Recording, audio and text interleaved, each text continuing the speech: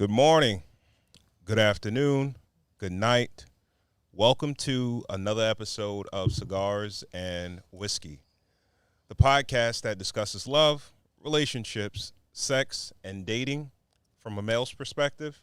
I'm your guy, Ron Coe, and I'm joined by my guys, KB, Like the berry, the sweet, the juice. White Star GB, We shaking. and we also have super producer Corey Cool in the building, Cool University. Peace, peace, peace. Big shout out to everyone tuned in on Instagram, YouTube. Please remember to share so we can get more people to tap into the conversation. We have a great show for you guys tonight. Tonight, we'll be smoking the VILLIGER FLOR YNCLAN. Say that one more time. VILLIGER FLOR YNCLAN. No doubt. And we will be drinking the DALMORE 15-year HIGHLAND single malt whiskey. All right. And tonight's topic is going to be, which would you prefer, entrepreneur or a 9-to-5er? All right. KB, It's good, yo. how was your week, man? It's magnificent, marvelous, fantastic, full of hopeful dreams. Had a good week. You did? Yeah, I had a good week. Made some money, closed on a deal. Okay. Also lost some money. So, equaled out. Equaled out or? A Russian stole another one of your cars? What happened? Not really. Not really. I'd rather not get into my losses, but I lost some money. But it's all good because I made some money also. That's it, man. Even up. Yeah, but overall it's good. Missing my family right now. They're in Honduras, living it up, Nice. having a good life.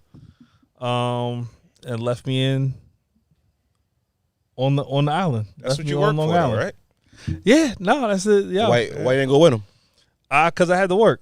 I had things out here that were kind of up in the air, and I can't be somewhere where I'm not getting reception or people can't reach me. And there's no excuses because it is what it is. So This couldn't trip go. was planned like far in advance, or Yeah, it was fun, and I was supposed to go, but the closer it came to it, it was just like, there's no way I'm gonna be able to go. you got the house to yourself, though. Got the crib to myself. I love Wake having up the late. house to myself. Yeah, can I tell? Really? Can I tell you? Oh, You don't feel It's the greatest shit. even don't if feel it's bad? for a couple of hours, you don't get to feel blast the music, however you want to. Like, it's Walk amazing. around naked, like just Amazing. chill, like real shit. People be talking about. I think, like in my 20s, 30s, I'd have been like, I could stay out at the club and go and chill or whatever, and then come home, whatever. Yo, The I magic went is out at yesterday. I did not want to fucking stay out. I just kept on thinking about my home, like by itself, like empty. I'm like, fuck, I want to be in the empty house. Yes. somebody yeah. needs to utilize this. Somebody needs Yes. to use this empty house right now. Real shit. I'm with you on that. Okay. Yeah, man. But that's it. That's all.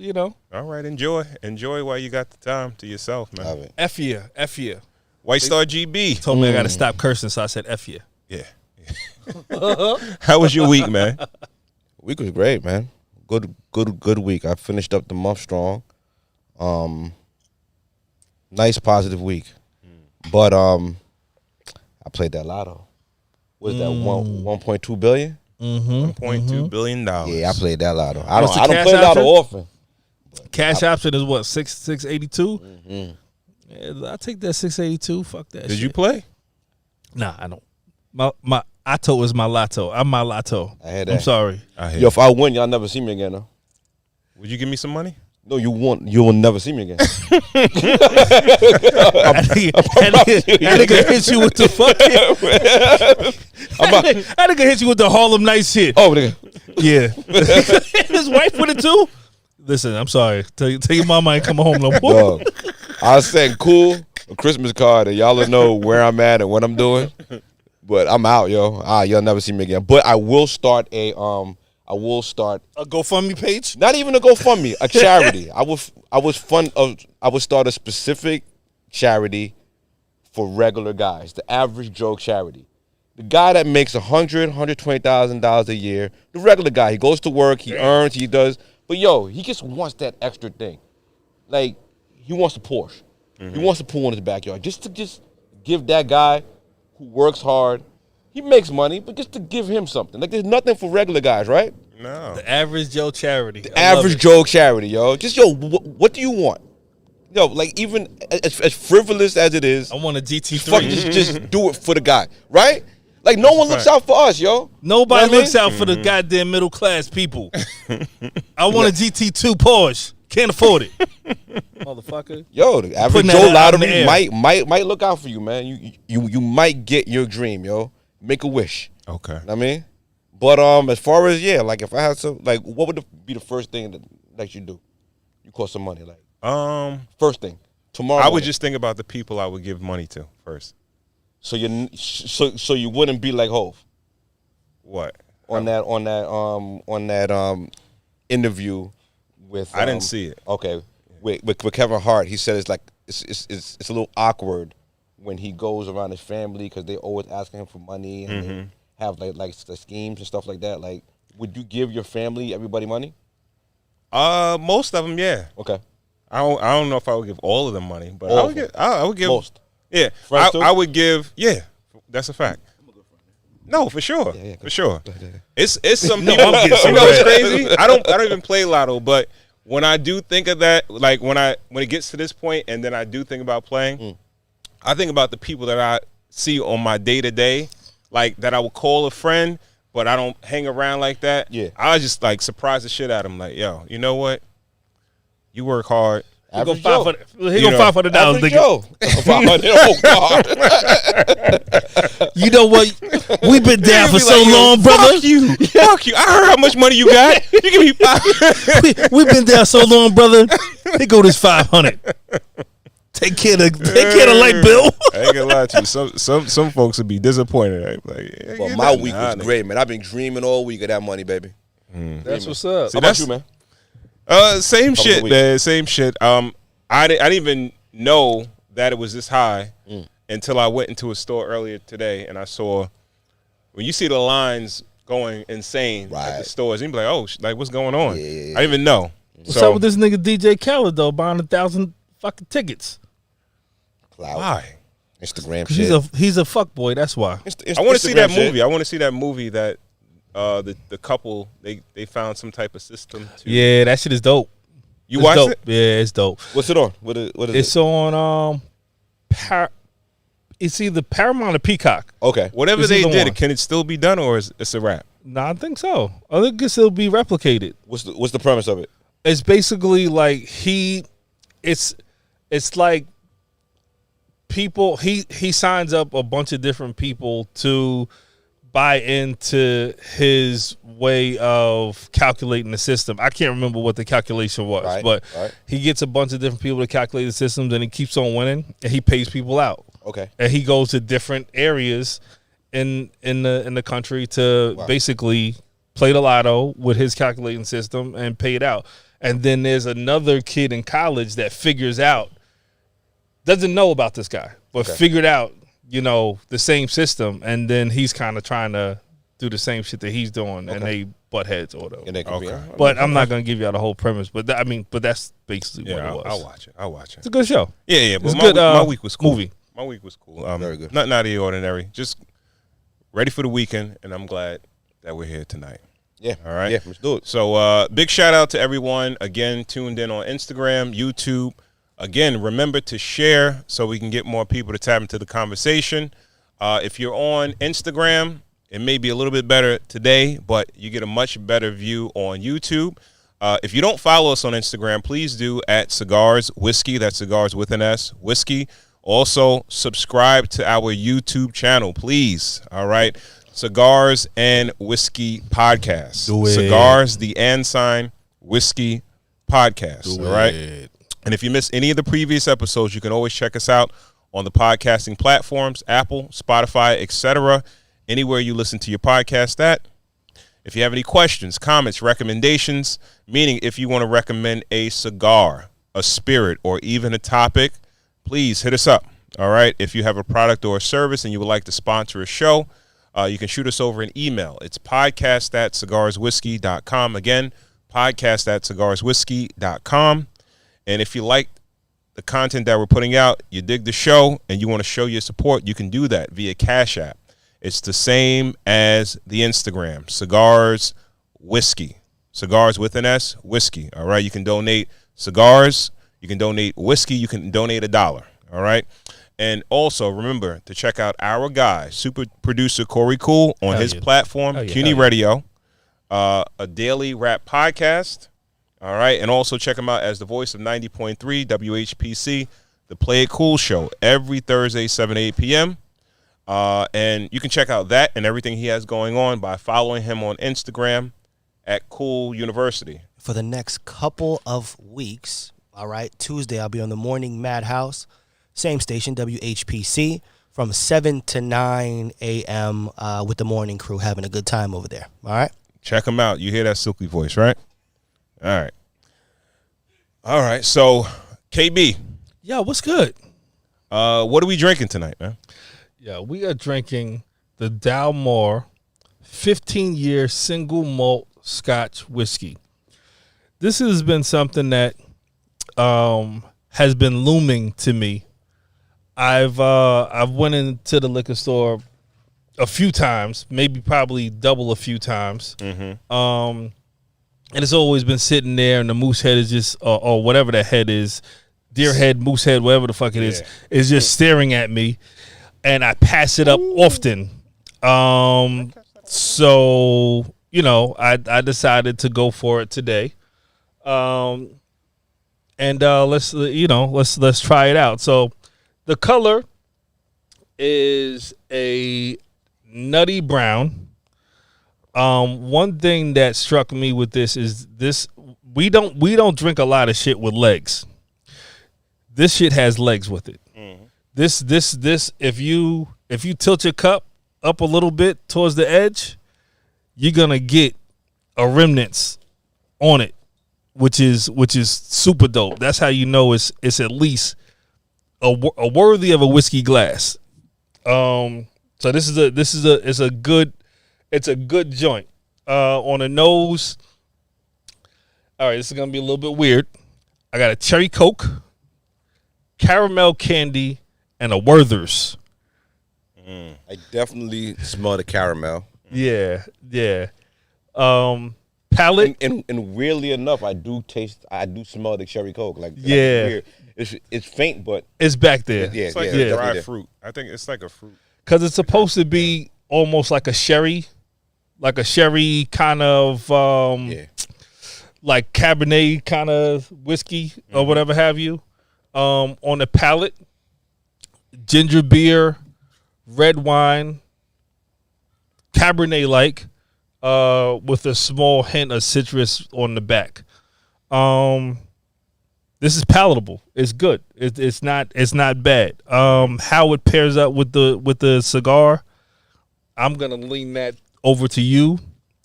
But you know, for right now, I dig it. This is a 40 ABV, alcohol by volume. It's an 80 proof, 130 for a 750 mil, which is kind of why I kind of like. You paid $130 for this? Yeah, which is why I kind of like a few times I looked at it, and I never wanted to pull the trigger, but today I wanted to pull the trigger because I had ups and losses this week. So okay. I was like, you know, drink the pain away. Fuck it. Okay. I like when Kyle buys the liquor, yo. Yeah, man. I like it. All right. We'll let this one marinate, and we'll see how it fares, and we'll come back to it and let you know how we feel about it at the end. All right. Tonight we are smoking the VILLIGER FLOR YNCLAN. All right. Origin of this cigar is Dominican Republic. The wrapper is a Ecuadorian Connecticut wrap. Binder is Dominican Republic, and the filler is Dominican and Nicaraguan. All right. The size that we're smoking tonight is the Robusto, which is a 5x50 ring gauge. Retails at about $8 to $9 per stick. All right. As far as the construction of the cigar, a little rustic looking, a little too seamless veins.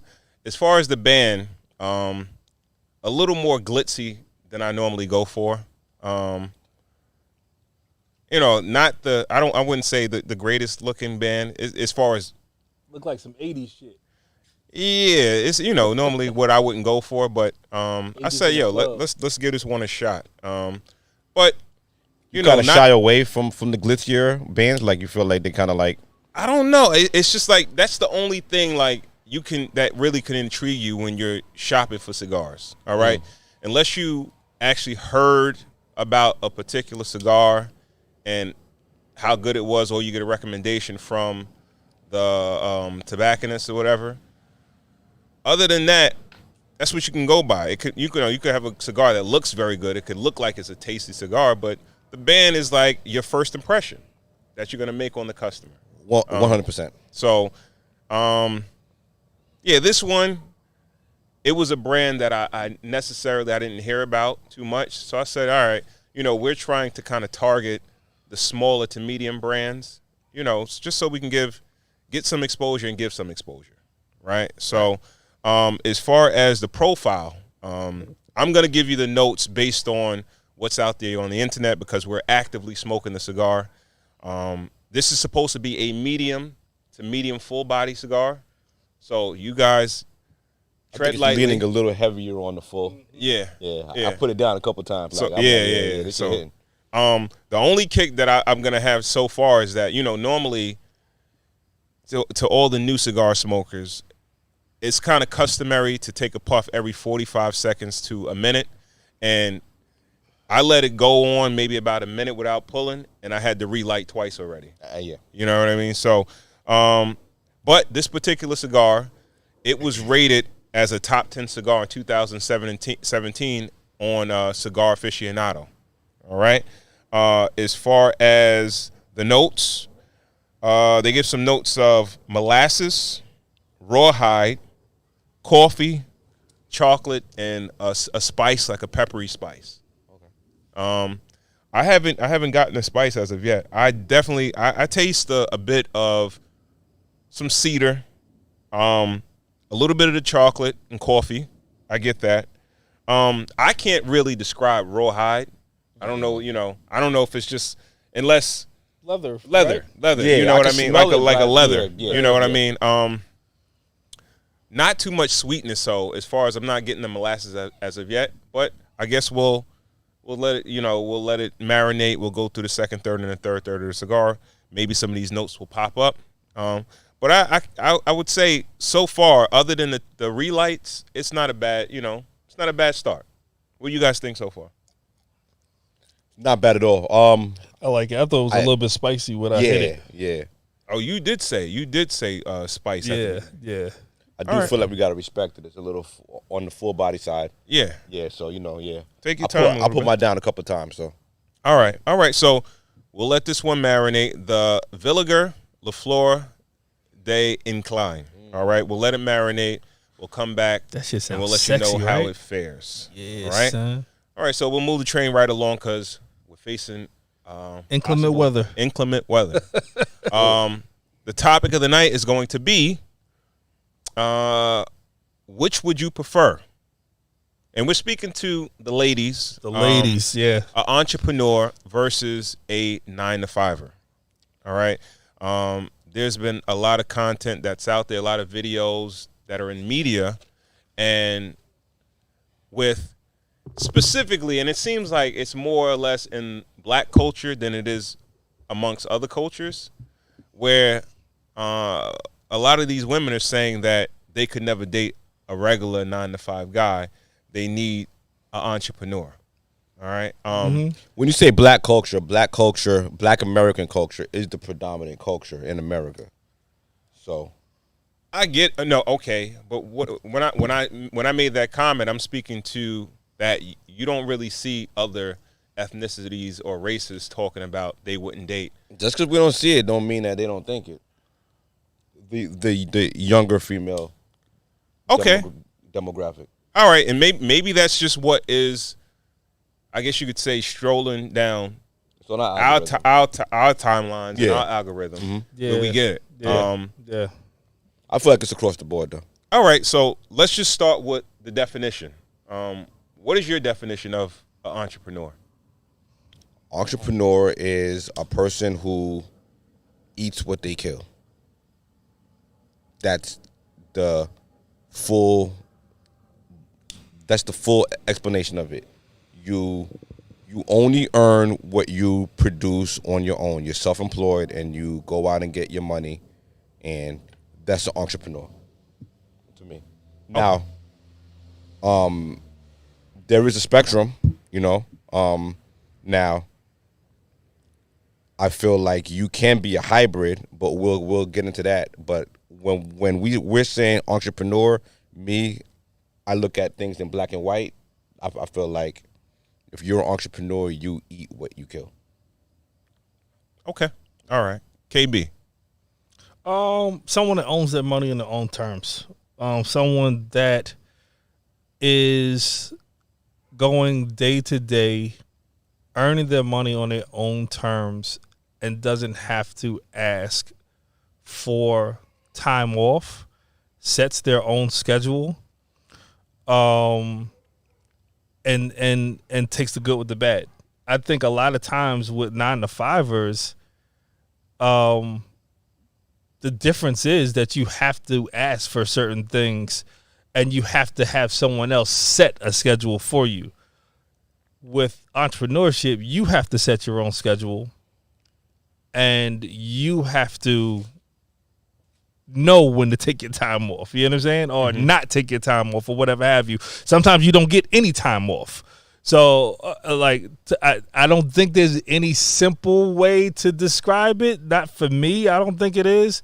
But that's how I would say it. You know what I'm saying? Someone that kind of sets their own terms on how they make their money. I think that's the best way I could probably say it. Okay. All right. And you, Ron? How about you, What's Ron? your definition? More than a definition, I would say characteristics of no cap on income. Somewhat. Well, you can't say that because I work on commission, so I don't really have a cap on my income. Okay. Well, I think now it could also. It you could could not have a cap on your income because you could be in sales, but you could also have to. I'm just saying. I'm just giving some characteristics. Yeah, of course. I'm not saying they're only for entrepreneurs. Gotcha. I'm just giving characteristics of an entrepreneur. Again, someone who has either put in the sweat equity to build something or has invested their resources, whether it be financial, to start an enterprise. Okay. Like KB said, create your own schedule.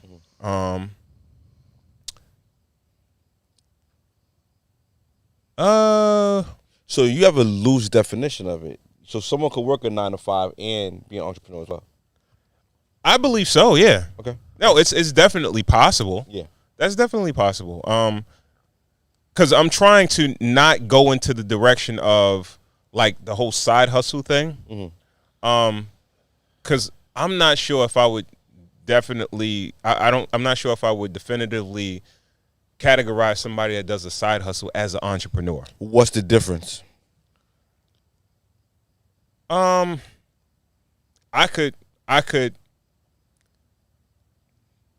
do something on the side where it's not necessarily a business. I haven't formulated a LLC, a S corp, C corp, whatever. Okay. I'm just on the side. I'm selling this, that, and the third, or whatever. Or if I'm selling some shit on eBay, my old clothes or old shit that I got, or something, you know. It's enterprising, but if you haven't developed like a legal entity in order to conduct that business, I wouldn't necessarily categorize it as an entrepreneur. Copy. Is the drug dealer an entrepreneur? Of course he is. I don't know. Of course he is. Why? What makes a drug dealer entrepreneur? All of your, not your definition of the LLC and the legitimacy of it, but everything else. set his own hours, determines his own price. I don't think Eats what he kills. Like, he's an entrepreneur. I don't Just know. not I don't on the think you books. can. I don't think you can equate criminal activity as a legal like business or I think you're wrong, or Ron. business. I think you're wrong. The only reason I think you're wrong with that is because what's the guy's name? The not Pablo Escobar. It was a guy that was after Pablo, the small guy. El Chapo. El Chapo. He was on the Forbes list. They put him on the Forbes list. As a drug dealer? Yes, he was on the Forbes list. He was on the Forbes 500 list, which I thought was fucking insane. I was like, oh shit. Well, okay. They really included this Technically, dude. Is cocaine illegal is it illegal in like Yeah, they don't want Colombia and all yeah, that shit like that? It is. Okay. It All is. right. Cocaine is illegal everywhere, y'all. All right. So honestly, I feel like getting back to what we were talking about, I feel like on the internet, in social media these days, entrepreneur is sort of like a buzzword in a sense. And It really is. I think it's just a new cool thing to do. You know what I mean? So everybody and their mom is like, yo, I'm starting a business. I want to be a boss. I want to be my own boss. Yeah. And I think some of the you get the entrepreneur, you get the whole generational wealth thing. Yeah. GB, you said you wanted to talk about the definition of generational wealth. Yeah. But before that, I just want to take a second back. I didn't want to interrupt you. I felt like it started becoming trendy after the Dame Dash Breakfast Club interview, that first one, where he challenged DJ Envy and Charlemagne and was saying that, you know, they should be bosses at this stage of the game. You felt like that was a turning point? Yeah, I felt like that's when it became trendy to become a boss and to become an entrepreneur. It's always been entrepreneurs and bosses. Like my father's been an entrepreneur his whole life. So I'm not gonna say that, but I feel like in the realm of social media and, you know, everything, I feel like it became trendy after that interview. Yeah. But generational wealth, right? Yes. I feel like generational wealth is another buzzword, you know what I mean, with entrepreneurs, because everybody says, you know, you can't generate generational wealth until you're an entrepreneur. I don't believe that. Which I feel like is dead wrong. I feel like generational wealth is being able to leave things for your generations who come after you, who aren't even born. You know what I mean? They can financially benefit from. Yeah. From the groundwork that you laid Absolutely. prior to them. But I feel like that could be done with life insurance, with real estate, with things like that, which you can be a 9-to-5er and acquire, generate and acquire generational wealth. So yeah, nah, for sure. Sure, you could definitely use your 401k and purchase property, purchase stocks, purchase bonds. You could use your regular income. You could use your regular income as well. And do all these things that people feel like they can't do unless they're entrepreneurs. There's a scary part of entrepreneurship that people don't see. You know what I'm saying? Very scary, to where you don't know where your next dollar is coming from.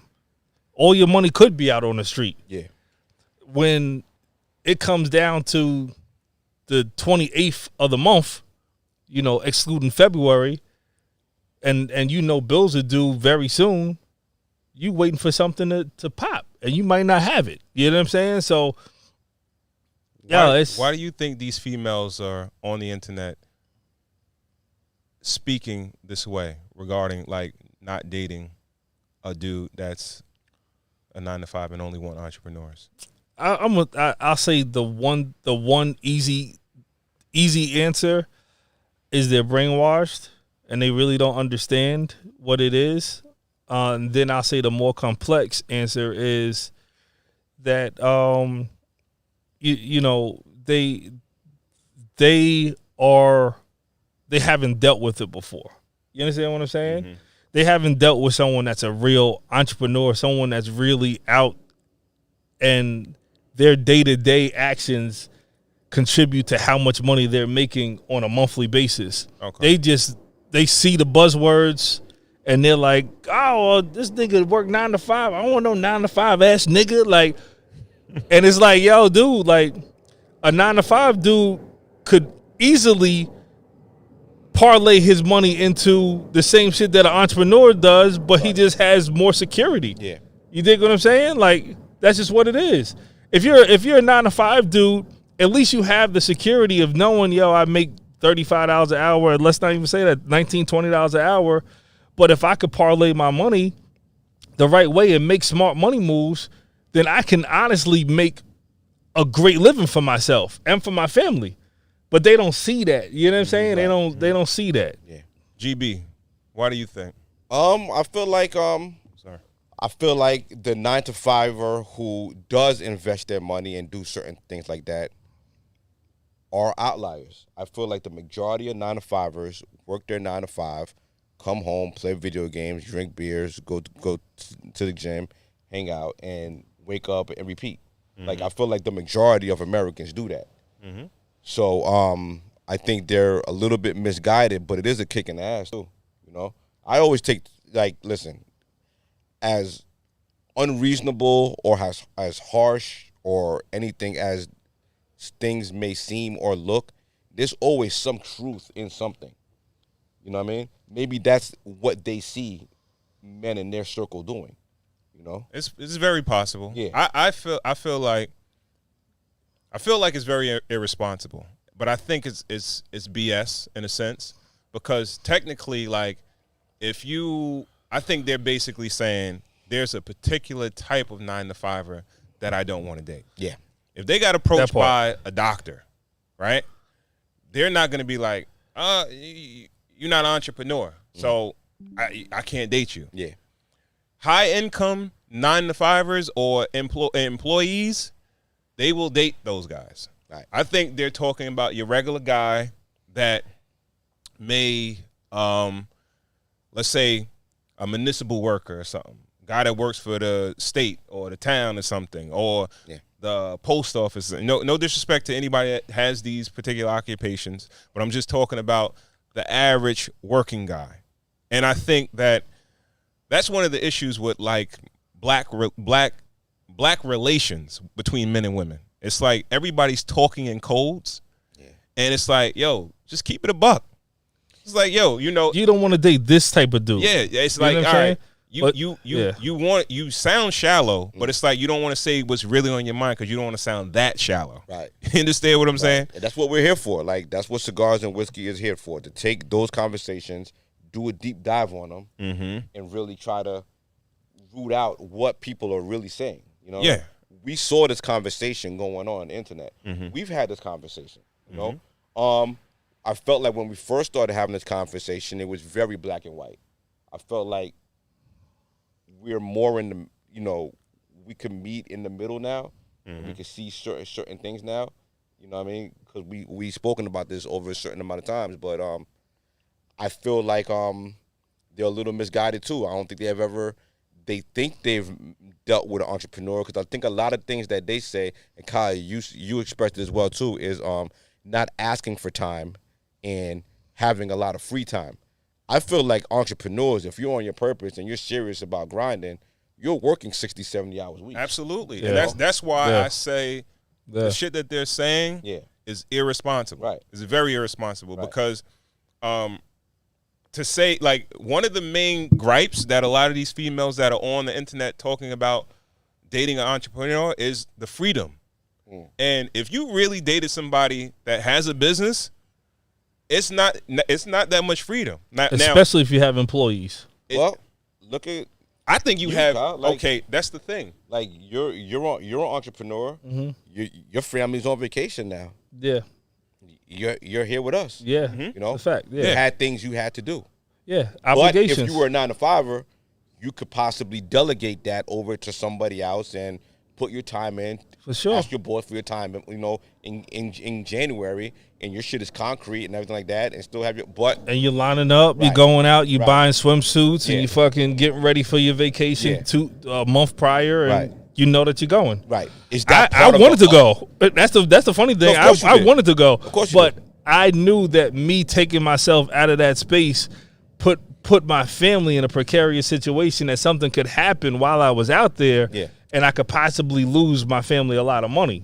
You know what I'm saying? Yeah. And then come back, and shit is not the same. Right. You know what I'm saying? So Speak a little bit more about the other ugly sides about the entrepreneurship. I think the biggest thing is not knowing. Right. You know what I'm saying? Like the biggest thing about entrepreneurship is not knowing. Mm-hmm. And I think that's the biggest reason why people don't get into entrepreneurship or get into owning their own business. It's so funny that now I hate saying entrepreneur.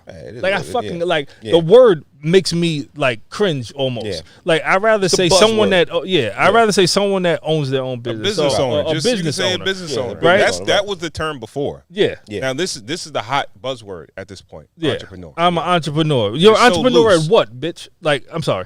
But we are entrepreneur at what? What do you do? What do you own? Right. You know what I'm saying? Like, yo, everybody is throwing these words around entrepreneur or whatever. Yo, you sell fucking fake credit cards. Like, you're not an entrepreneur. Because your business could be gone tomorrow. Right. Like, Well, stop I've been it. on both sides of it. I've worked nine to fivers. I've worked nine to five and had a business, and I've been a full-fledged entrepreneur where I've only eat what I kill. Like that's it. Like full-fledged. You know. I was an entrepreneur for about 5 years. The first year I had the training wheels on, I was getting unemployment, so I kind of had like a little cushion when I went out. So I was I know that feeling. Yeah, right. So then, full entrepreneur, the first 2-3 years, great. Then, I could be honest with you, some of the ugly sides of being an entrepreneur, and I can say it now, is like not filing taxes because you don't got enough money to file your taxes. You kind of hiding under the radar.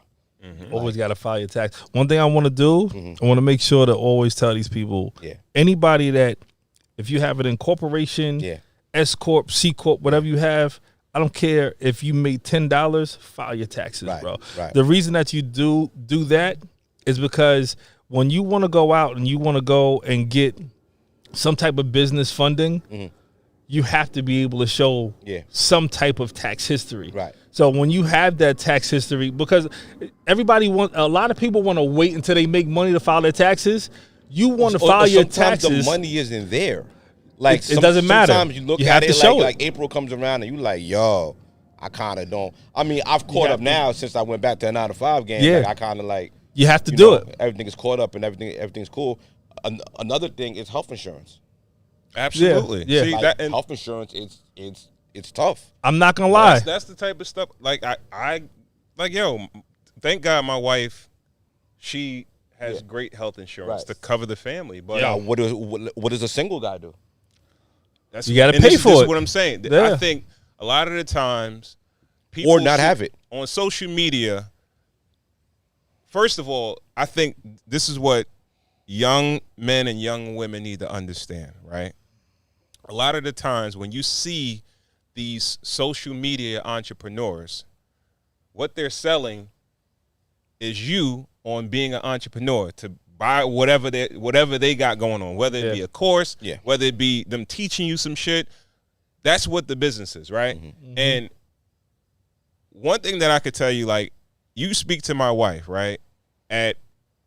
I've just started taking vacations like during the week at a certain time. And I remember when I had like multiple drivers where I did not have to even touch a truck, where if my wife had to book a vacation, it was on the weekend or an extended weekend. Gotcha. You understand what I'm saying? Yeah. I just had COVID. That week that I was out for COVID, I didn't generate no income. Yeah. Like if the wheels on the trucks don't move, then nothing has happened. Exactly. What does that look like today? Tom- What did that look like? As far as what? I mean, it's a medical emergency. You kind of have to be off the road. Does it hurt your bottom line? Do you have to? Absolutely. Okay. Absolutely. Like, like money, like a week or two, like it should, it's not supposed to make a huge dent, but it makes a difference. You understand what I'm saying? Yeah. And I think that's what people don't realize. Like, they see all the highlights of a dude that's driving a foreign. They jeweled up, they wearing designer clothes and all that shit like that, and they assume that. But like, all y'all know, like, I just got sued for tens of thousands of dollars. Yeah. For being a business owner. Yeah. You understand what I'm saying? Yeah. And you take on responsibility and you take on liability. And that's what people don't realize. Yeah. You understand what I'm saying? Yeah. And I'm not trying to deter anybody. No, not at all. Being an We entrepreneur. just speaking of some of the cons. We're going to get into the pros, baby. But the bottom line is that, I think it's very irresponsible, right? And for me, I hate what it brings me back to, like, when we were younger, when we were in our 20s and shit like that, right? Mm-hmm. And this is the new quote unquote guy that these young dudes have to compete with now, right? So back when we were in high school or just getting out of high school in the 20s and shit like that, we had to compete with the drug dealer. Yeah. Right? That was like the ultimate competition. Like, damn, I want to date this chick, but she got this nigga that deals drugs and he got money. That's your main competition is the older dudes and the drug dealers. Yeah. You understand what I'm saying? Yeah. And y'all scamming dudes is new. Well, that's what I'm saying. And you know what the crazy thing about it is? Let me take it a step further, right? I feel like black women, aesthetically, the look that they're normally looking for, majority of women, black women, is the drug dealer aesthetic. You take it all the way back to the 80s, right? Yeah. Drug dealer had what? Luxury car, designer clothes, jewelry. And time. And money, right? So you move forward, then it was like the rapper. But what did the rapper look like? Look like the drug dealer, yeah. Exact luxury same thing. car, jewelry. Right. Then chicks wanted to try, you had some chicks that was able to get with athletes. What the athlete look like? Designer car, jewelry, luxury car, designer, jewelry, right? Yeah. But then they had houses. They, bunch of young black millionaires and shit like that. But now it's the scammer and the drug dealer. But the scammers, what's their aesthetic? Designer clothes, jewelry, cars, foreign cars, right? And this is the new age competition for your young dudes that may want to just work a regular job, may want to just go to college or go to school, and then eventually get into their career, but they got to compete with these dudes. Yeah. Well, the thing that ties all of those guys that were our competition, together, that they could always pose as an entrepreneur.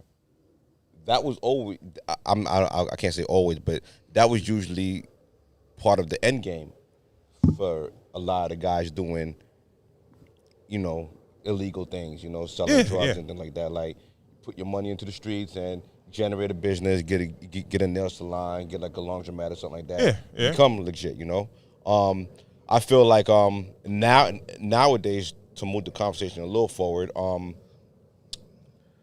I feel like after the PPP loans came around, that kind of elevated the entrepreneur a little bit too, because you had to be an entrepreneur to get the PPP loans. Yeah. Nah. Or look like you were. Not. You had to be a scammer. You had to be a scammer to get it. But on paper, you had to present yourself as an entrepreneur. Yeah. Yeah. And I felt like a lot of young women fell prey to that. They did. Yeah. And a lot of men too, because I ain't gonna lie to you, like, the prototypical employee that I normally have is a younger dude. You know what I mean? That's looking to either partner up, do what I do, or they need a job. They need gainful employment for a certain amount of time.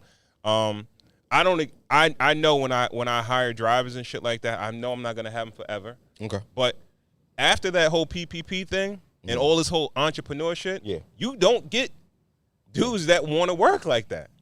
Right. You understand what I'm saying? Yeah. And I think that's a big detriment to the economy as a whole and to the small businessman. Right. You understand what I'm saying? Yeah. No, for sure. But the pros of being an entrepreneur, uncapped income. Absolutely.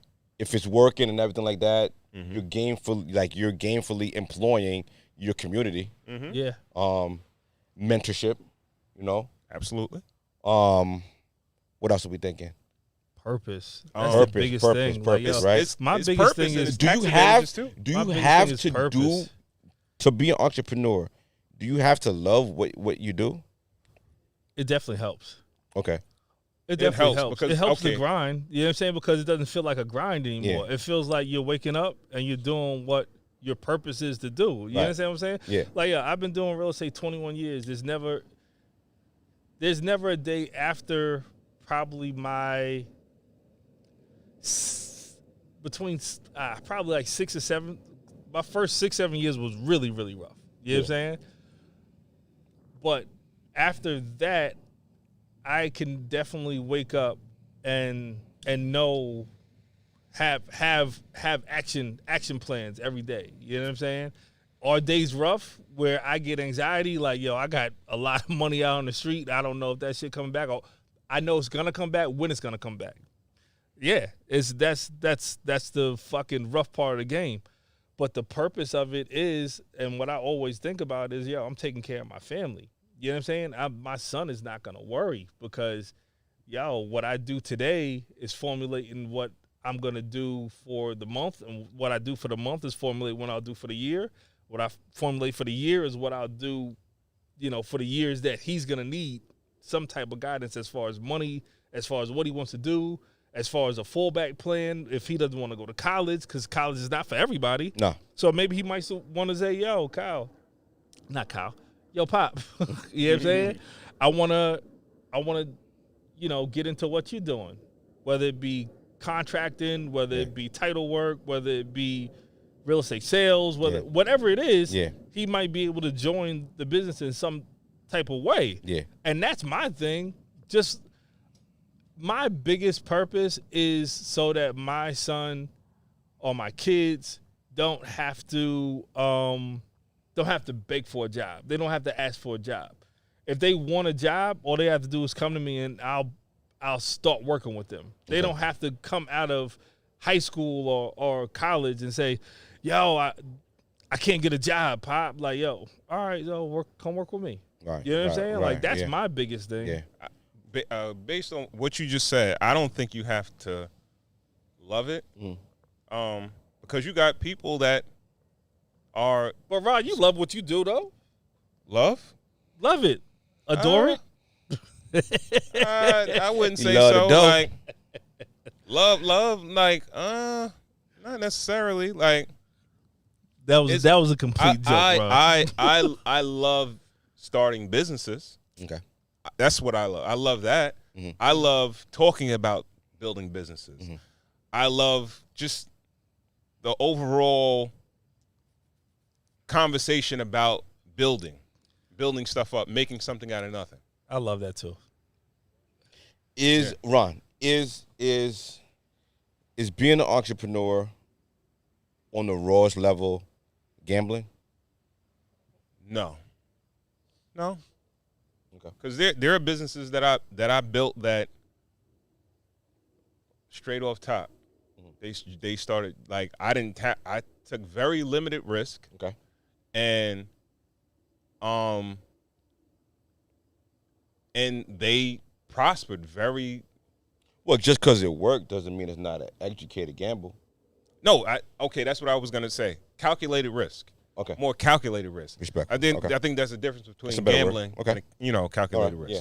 You know what I mean? Mm-hmm. So, yeah. I feel like. Go ahead. No, go ahead. Live. No, I feel like I honestly I look at the landscape of what black businesses are right now, and it's kind of like I see a lot of people doing the same things and replicating the same things over and over again, and it's not a lot of people that are filling filling gaps. Right. I feel like the ultimate entrepreneur, the ultimate businessman fills gaps, and he creates what is needed inside of a void, right? Yeah. So you're like, what I see is popularity. Like, yo, I'm gonna start a hat company. I'm gonna start a clothing company. I'm gonna start a whatever is popping at that time. And they kind of we don't the sexy shit. Yeah. But yo, you don't think about the people that are out in Suffolk County that need like their cesspools pumped, Stuff like that, right? and it's like these certain people they're juggernauts in this cesspool company business because there's not enough cesspool companies that are doing this shit. Almost, That's not sexy. Yeah, it's not sexy. No. So when you think about can't be on Instagram pumping shit out of people's shit, cesspools. right? You know what I'm saying? Like, Right. Nobody ain't gonna. yeah, That's not gonna get women intrigued. That's not gonna get people intrigued. That's not a stunt. yeah, it's not a stunt. But You gotta show you driving off from your building in a luxury car. They be like, oh, what does he do? He's like, I pump shit. I pump shit. I pump shit for a living. But this is what I'm saying, yo. Filling a void, and this is what and to the younger generation, just filling whatever void there is. It doesn't have to be sexy. It just has to be needed. And if you're starting a company with something that's needed, and you're looking at the numbers of how many of these companies are in this area, how many people do this in this area, and how much is needed, yo, start the company. I only say that to say it's not a gamble if you're doing something that is needed, Right. and you're dedicated to fulfilling whatever people's needs are. Yeah. Because at the end of the day, that's really all working and being a businessman is about, is just filling those voids and just being a good person to not to deal with, but a good person to facilitate people's needs. Like, that's really all it is. Yeah, The only reason I started my company is because I worked for companies and they weren't filling the need of the person that didn't have the huge down payment. Yeah, you know what I'm saying? void, yeah. Yeah, I saw something and I was like, yo, that's what we could do. Yeah. And that's I think that's super important, yo. Right. And I think that's something that a lot of younger people don't get. They don't understand. It doesn't always have to be sexy. Yeah. It has to be worth it. My Some niggas is just capping. There's a lot of not cap even ass. okay. Yeah. I spoke to an older dude, right? Older dude, and he came to me one day. He's like, "Yo, I want to start a business." I said, "All right, you start a conversation about starting a business. All right, let's talk. Let's chop it up. Let's see what we can do. I hope I'll do what I could do." I said, "What you want to do?" He like, "I don't know." He's like, I don't know what I want to do. I just want to be a boss." I said, "Huh? Like, what do you mean? Like, You're putting the cart before the horse, my friend. yeah." And That was my next question. Is there an age cap for being an entrepreneur, or like never. or even like a financial, like, all right, like, is it hard? I always felt like it was harder to be an entrepreneur if you had children. That's a fact. No, it is. No, it is harder. Yes, It is a harder. It's not impossible. Yeah, no, it's not impossible. No, but it nothing's is hard. impossible. But Yeah. I feel like it is that harder. educated, that calculated risk. Cass is wilding. I feel like that calculated risk is a lot more of a risk when you are the head of household That's a fact. and you have people depending on you. Absolutely. Like, honestly, yo, I'm gonna keep it a buck with you, yo. Being an entrepreneur, it set me back a couple of years, yo. You know, I just became a homeowner at 41. I felt like I could have accomplished that years before that. No, but don't think about the timeline. Clap it up. You're a homeowner. Yeah. Oh, thank That's you. it. Yeah, That's thank it. you, That's thank it. you, That's thank it. I ain't gonna lie It to doesn't you. matter That when it shit happens. is- You did it. It's hard. It's hard when you're a entrepreneur. That's what you folks remember. Yeah. You want this entrepreneur shit? When you want to buy a crib, Ooh. that's when it gets Your fickle. paperwork. You want to gotta talk be about tight, it? right? No, you want to talk about Yo. it? Talk about it. You want to talk about it? Yo, bro, All right. can I say Go ahead. one thing? Go ahead. Like, yo, of course, even if you're an entrepreneur right? One of the benefits of being an entrepreneur is that you can itemize your deductions, right? Right. You can lower your taxable income by writing off a whole ton of stuff during the course of the year. Yep. But when you go to buy a house, Gift and a curse. they're gonna be like, all right, what's your net income? What did you make? Right? Yeah. On your K1, I don't what did you care. make? Like, yo, even if your business makes more than the house you're trying to buy, they don't give a fuck. You got. It's like what you put on the bottom line. Show me. Sure. And then, a lot of times, what I had to do, I had to bite the bullet, and I had to show more income, Have to. which creates more taxes, Right. more of a tax liability. yeah, So yes. that's something that you got to understand before. If you wildin', yo. Every We episode, outside. Cat We out there outside, wildin'. bro. We outside, bro. Yo, These are the elements of outside. they So fighting. that's one thing that Right. young fucking. entrepreneurs need to know. All you females that are out there that are entrepreneurs that only will date other entrepreneurs, when you get that other entrepreneur,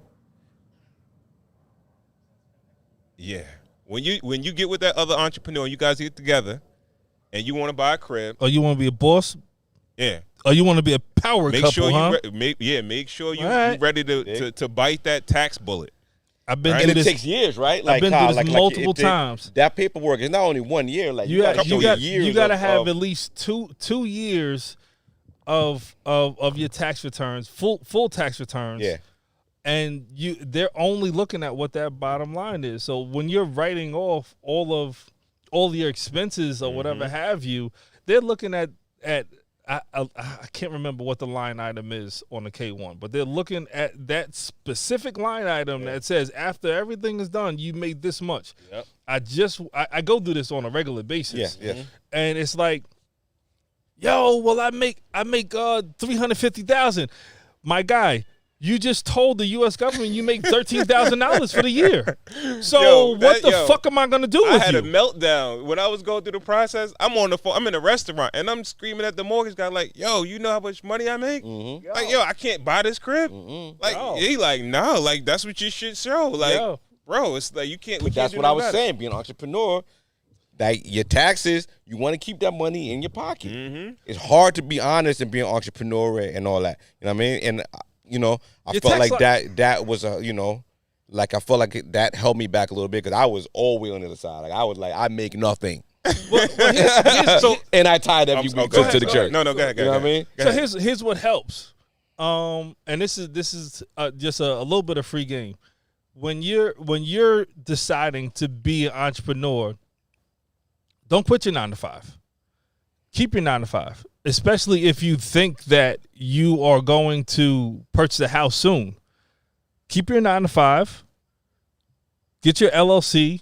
File your taxes for 2 years, and then wean yourself off of your 9 to 5. Right.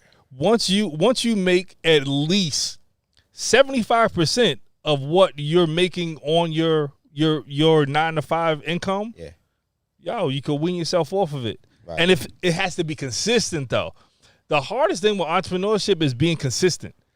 I don't care what anybody says. Yeah. That's the hardest thing. The hardest thing is to constantly say, "Yo, this is my consistent income every month," because, like you said, you eat what you eat what you kill. Right. Right. Yeah. If you have months, and we're human. Everybody has months where they just, I don't have that same zest. You know what I'm saying? Like, I don't feel that like I don't have that knockout punch. But then you have months that you do have that knockout punch. Oh. And it's like, it's going to be ups, it's going to be downs. But what it is the average of what you did for the year. Right. You know what I'm saying? Yeah, And that's why I say people that, especially the young folks, the 20-somethings, the early 30-somethings, keep your 9 to 5. Do your business and just really make the most out of all the time that you could possibly make. Absolutely. You know what I'm saying? I feel like the best business model is to be a hybrid of sorts. I do have also. your I 9 can't to lie. 5. I do also. Have your benefits. Have your 401k. Have the stability of a check. But Super hard, though. Invest that. I mean, I don't agree with that. Super I don't hard. agree. Well, all right. Well, let me finish explaining. Have that money, have your income generate more income for you, and you're gonna be working very hard, but I feel you get the best of both worlds, yo. And I feel like that's my main business model. I could never see myself just being a straight 9 to 5, just whatever they Going give out me. on the entrepreneur. Yeah, you know what I mean? Like, or, I could see myself being an entrepreneur again before I see myself just being a 9 to 5er. Okay, all right, I get Right, that. I thought right. you were saying the reverse. Yeah, no. Okay. What are we saying? What are we saying to? Well, I was saying I just feel like if we're talking about real entrepreneurs, right, or even people that want to start a business. What's a real entrepreneur, sir? Somebody who's not just saying it, they're doing. You understand what I'm saying? Like, they're not just saying, yo, KB could probably attest to it. It's probably mad people to be like, yo, I do real estate. And it'd be like, oh, yo, like, what you do? It's like, oh, I bought a subscription to Property Shark so I could see foreclosures and shit like that, but I ain't do no deals yet, but I do real estate. Right. Yeah, You understand what I'm saying? So, and that hits a lot close to home, and I'm glad that you brought that up because, I mean, in the space that I feel like in the space that I'm in, I meet more people that say they're in real estate, but they may have started an LLC and they are licensed or whatever have you, but they do one deal a year or maybe no deals, but they're on IG, Facebook, and they post that they're a realtor, but you sell scarves, you sell weaves. Like, what are you really doing? You know what I'm saying? Like, yeah. Well, you're hustling. Well, isn't that a reality of the entrepreneur? Because honestly, I see a lot of entrepreneurs, the real entrepreneurs that I see, when things are lean in their market, they hustle. Like, it's a lot of hustle. And honestly, that's what got me out of the game. When I was an entrepreneur, my breaking point was my industry was actually dying under me. And honestly, like, Uber did it. Yeah, Uber did me dirty. But honestly, I felt like there was one time where I was doing junk removal. I was cleaning out someone's basement for extra money to pay my kids' school tuition. No, that's dope. I ain't dope, dog. I quit. Yo, I stopped that same day. I was like, yo, I'm not doing this shit no more. I'm not hustling to earn a living. You remember Residy and Ronco? Mm-hmm. We didn't. That was a junk removal company that was started. Yeah. No, I feel you. But like, I feel like, a reality of the entrepreneur is when things get lean in your main industry, you got to kind of hustle and you have to pivot almost a lot, right? Have you ever pivoted from your main focus or? Well, one of my main businesses is toner. Okay. People, a lot of folks don't know about toner, ink and toner cartridges. Not a sexy business, but free game. I was about to say, he giving you a free game right now.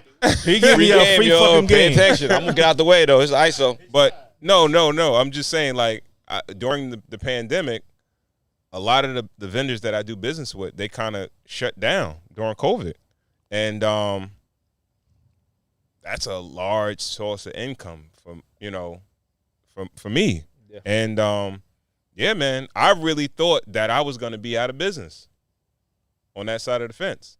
You know what I mean?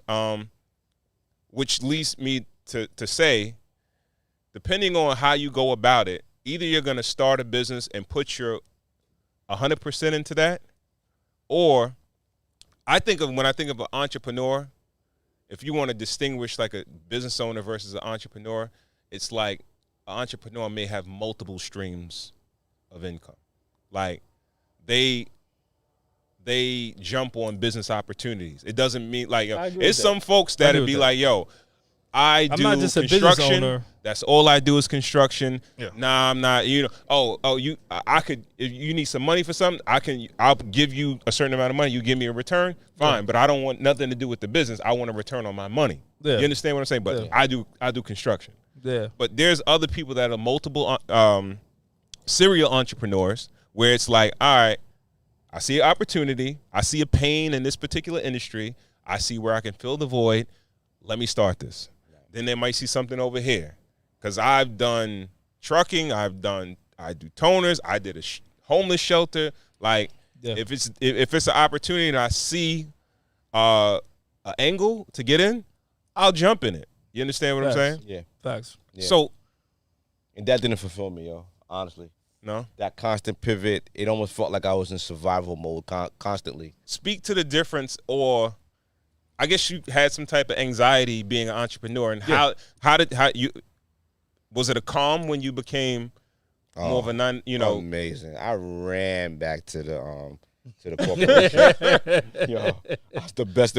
Yo, honestly, being an entrepreneur and going back to like corporate, you are the best employee. You understand time management. You understand everything. Like you are a great employee. You know. Question. Go. When you and your wife started dating, what phase were you in? That's a good question. I was a hybrid at that phase. I was doing He's still a hybrid. what I'm doing. Yeah. I mean, I was always a hybrid. Oh yeah, I owe you was some never money a guy. too. So I know you gonna say but I do though. Mid sentence. Yeah. I owe this nigga some money. I Go ahead. always, we always, we had a clothing line. We do parties. We, it's a whole bunch of things. So there's never. I always put my money into something to try to, generate some extra money and stuff like that. Legitimate businesses as well too. You know what I mean? But I ran back, yo. So you were in a hybrid phase when you were dating your wife. Yeah. Okay. Yeah. All right. And then he's in the hybrid phase while he's married also. Absolutely. Yeah. But I feel like my lowest point in our relationship was during my entrepreneur phase. Okay. Like I said, the first 2 years were great, and then after that, it started struggling. I had a kid. So she saw the trend. She was there during she the was trend. there the whole thing. Oh, yeah, okay. Whole way. I had gained enough equity that she saw me up. Yeah. That she know I had the ambition. Yeah. And the wherewithal to pull it off. And she also knew that I was realistic enough, almost cynical enough to like pack it in. Like, I would my advice to I'm speaking to the fellas right now. If you are trying to build a business and you don't have a significant other, I would say to kind of nix dating. Balls to the wall. I think it's only you. It's only you and your objectives. Yeah. Now, if you could actually find a female that's willing to deal with, and I say deal with, you not spending no money. You don't have no money to go on dates because all your time and your financial resources should be injected into your business, right? So if she's willing to be like, yo, you know what? I know you trying to build your business. I'll come over. We'll watch a movie. I'll come over. I'll bring some takeout or some shit like that. So that's other a great than that, woman. I think you should focus on the task at hand and focus on the women after the fact. Yep. You understand what I'm saying? Yeah. It's thoroughbreds that run the races with blinders, and then there's sheep that want to watch what everybody else does. And there's a lot of sheep out here that just are watching what everybody else does and kind of running with it, and sheep get slaughtered. Right.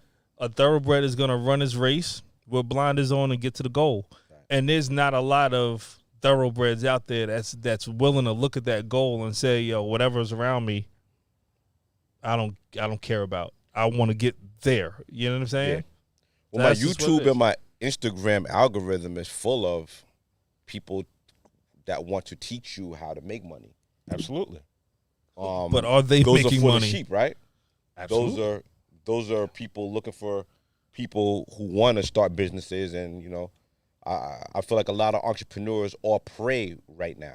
Absolutely, because I don't think like we spoke prior. prior we spoke prior to that. The difficulties of starting a business, they make it seem like it's super easy. Yeah, they got like a 10-step thing to become build $1 million business. And the first step is pay me first. I don't think it's all about. I don't think it's all for sheep. I think a colt can turn into a thoroughbred. I think a young horse can be a thoroughbred. Of course. So you have to learn from something and somewhere. Absolutely. And there's people that want to just learn. Yeah. And they just want to grasp. A thoroughbred is not. Is a thoroughbred born a thoroughbred? Usually, yeah. So if a thoroughbred is born a thoroughbred, born of thoroughbred parents, and they're bred like that, hence bred. Okay. You know? So all right, you got me. Because I always thought that a thoroughbred was off of training, right? You know what I'm saying? Yeah. No, I'm wrong. I'm wrong. A thoroughbred is made up of a certain DNA, and it's just in them. Right. That's just what it is. Yeah. You can't make a donkey a fucking thoroughbred. It's not gonna happen. You can't make an average riding horse into a thoroughbred. A thoroughbred is just a thoroughbred. That's why they're studs, right? Like that's why they get studded, because they have that chemical makeup, that DNA to get it. Right. So I stand corrected. Well, since we're there, are we raising our children to be entrepreneurs? Me personally, you personally, I wouldn't necessarily say raising, because I really feel like the easiest route to live a successful life is to go to school, get your education, and I'm not going to force that, on my kids, but if they want to go that direction, I'll definitely give them all the tools that I have to give. But the easiest way for all you people out there is to actually just go to school. And the thing is, when you go to school, it's to specialize. I think that's the biggest thing. Like, what does that look like? That means picking a profession it's a doctor, a lawyer, okay, an engineer or something like that. Like dentist. these are high income employees. Now, their education is a little bit harder, but education in general, like, you don't have to be the smartest. You don't have to be as an entrepreneur, it's not a 65. Nigga, you made it or you didn't make it. You understand what I'm saying? It's not like, oh, I just skated by. No, you can't just skate by as an entrepreneur. No. Now, if you go to school, you could get C's your whole college shit. Yeah. Now, maybe some of the best jobs is not going to take you because your GPA is not the greatest, or you didn't go to the greatest college, but you get a decent job. And then with that, all right, you could buy your crib, you could, go on vacation, you could have a family, and you could support. Right. You understand what I'm saying? Yeah. That's the easiest route. Now, if you give 65% of your energy to a business, the likelihood of that business failing is very high. It's 65%. It's higher than 65% of you failing. Yeah. You know what I mean? So I would give them both sides of the fence. Right. You know what I mean? Does it differ if you're raising a boy or girl? No, not necessarily. Okay. Because I would emphatically say it doesn't matter.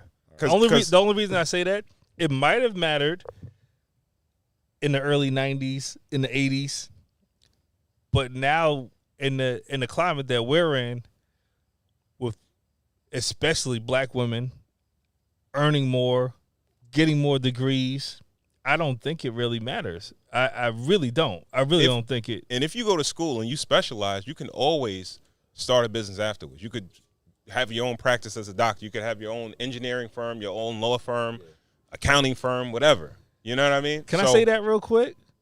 That's super important, yo. Learn. fucking learn, bro. Learn. Like, yo, Yeah. be up under somebody. Yeah. Yo, Put the weed in the bag, baby. put the weed in the bag and then get money. Yeah. Like, what are y'all doing? Like, yo, real shit. Like, to be completely honest, you have to. There is no successful entrepreneur that just got it right away. You know what I'm saying? Like, they just, you know what? I'm gonna be a bricklayer, and then they just went out and just fucking built bricks. Is there a little luck to be an entrepreneur? A little luck. Yeah, a little luck, right? Sometimes you'll hit lightning in a bottle, but it's very rare. Like, you have to. Rare. When I say you have to learn, you have to be up under somebody and learn the situation. So that means you might have to take a job, and you might have to take a lower wage to figure out how to do everything. But right? that doing that prepares you, right? Even if you're prepared, and you do have the knowledge, and an opportunity arises, you're able to capitalize on that. That's not necessarily luck. I prepared for this opportunity. Yeah. So I didn't get lucky. Right. You understand It's what I'm always saying? preparation, though. Yeah. Right. You're always preparing yourself to. I always say that, even